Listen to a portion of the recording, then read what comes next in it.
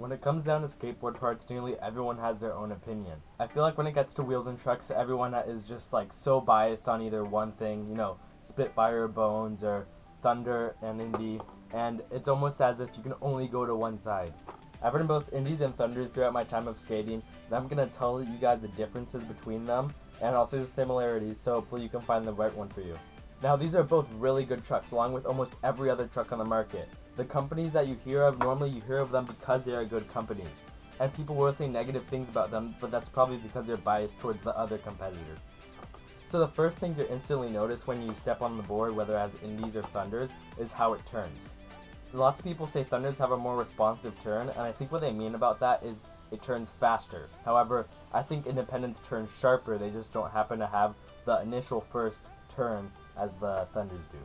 The Independents also have a really nice way that they turn, and it definitely feels more of a carve. Compared to a Thunder, you sort of feel like just you're turning. However, it does not take the feeling away of skating and carving on your board, just that the Independents really emphasize on that. I feel like Independents are a really good truck to ride if you're a loose truck rider, because the way they turn really fast and responsive when they're loose, you don't even worry about the slight moment that it takes to get the turn really sharp.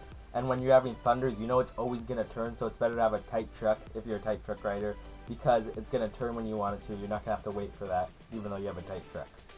Now, one important thing I must say is weight. I was never someone who wanted to dwell on weight and everything, because it really doesn't matter. And if you always have a heavy board, it's going to increase your pop.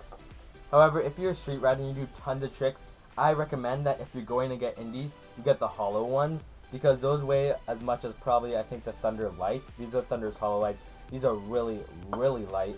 But riding street with normal Indies, which I have done before just on a friend's board, is a little bit harder. Now, it can be done, and some people might like that, but I recommend getting the hollows. As for Thunder, their trucks are really light, so any of the Thunders will work. The semi-light, not hollow lights, but just like the normals or the just lights of Thunders are a little cheaper than just the complete hollow light gravity cast, whatever this is, Stage 11 Indy. So maybe if you want a lighter truck for a slightly cheaper price, that's where you can go. Now, obviously, these are really good brands, so both their trucks are going to be really, really durable. However, Independents just have a lot more metal on them, a lot more meat to grind through, so it is going to take more time to grind through them.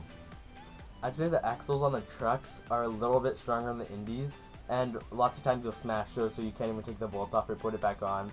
So I have a big problem with that, and Indies may be more durable for that, but I still use Thunders because I do sort of like the other aspects over the fact that my bolt's going to get smashed on. For some other things, the bushings, I think the bushings that come on the Thunders are the best bushings, and you can replace them if you want. I just kept them in because I read tight bushings or tight trucks and it doesn't even matter. However, the bushings that come into the Indies are really, really good, and they give you a really nice turn. A little secret, if you put soft bushings in your Indies and then just ride them a little tighter, it makes it turning even better, and those things will be beautiful. These trucks do feel very different, but in the end, they do act the same. My recommendation is if you're doing a lot of flip tricks and a lot of grinds, you're out on the streets a lot, to get a Thunders, because Thunders are really specified to street skating. If you like to skate parks, and even if you like to do technical skating in parks where there'll be smoother ledges, Indies are a really good choice. They'll do just fine in the street department if you want to skate the street section of your part, and they will kill the bulls. Those are just my recommendations. You can leave your thoughts on which trucks you ride in the comments below, and if you're still not sure, I'd say just pick one and go ahead and try it, because I promise you, you will not be disappointed. There's so many people hating on one truck company during the other. They're both great companies. You just got to give them a shot. These are the two biggest companies for a reason. They're not going to let you down. Personally, on my next setup, I'm probably going to be rocking Thunders again if these break. However, if my skate shop is not carrying the ones that I want at the time, I'll just go and get Indies because I love them equally. Alright, that's enough. Let's not let this go too long. Go out, pick your trucks, go out and skate. I'm still in my room with my freaking closet in the background filming this because it's been raining a ton. I've been able to skate a little bit, but other than that, not a lot. So I hope this helped you guys make your decision, and see ya.